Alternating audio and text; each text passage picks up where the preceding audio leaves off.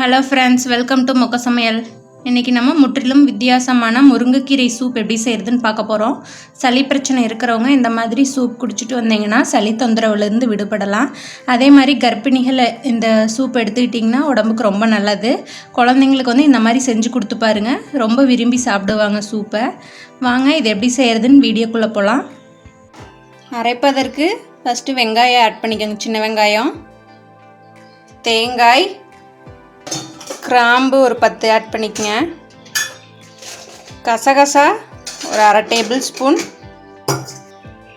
சோம்பு அரை table spoon, பட்டை சிறிதளவு, ஏலக்காய் 4, தனியாத்தூள் 1 ஸ்பூன், மிளகு,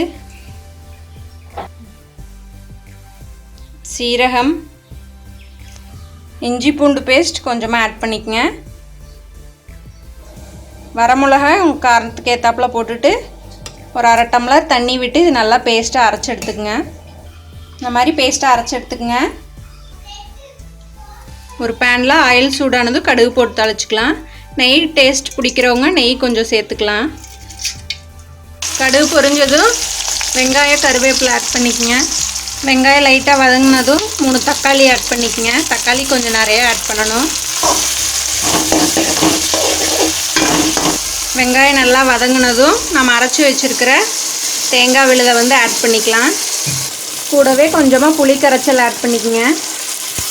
தேவையான அளவு உப்பு ஆட் பண்ணிவிட்டு தண்ணி ஊற்றி ஒரு கொதி வர வரைக்கும் விடலாம். பாருங்கள், நல்லா கொதி வந்துடுச்சு. இந்த பட்டை கிராம்பு வாசம்லாம் நல்லா சூப்பராக ஒரு ஸ்மெல் வந்துட்டுருக்கு. இப்போ இந்த டைமில் அடுப்பு சிம் பண்ணிவிட்டு முருங்கைக்கீரையை ஆட் பண்ணிக்கலாம். முருங்கைக்கீரை பூ எது கிடைச்சாலும் போடுங்க, நல்லாயிருக்கும் டேஸ்ட்டாக. கீரையை நல்லா வாஷ் பண்ணிவிட்டு ஆட் பண்ணிக்கோங்க முருங்கைக்கீரையை.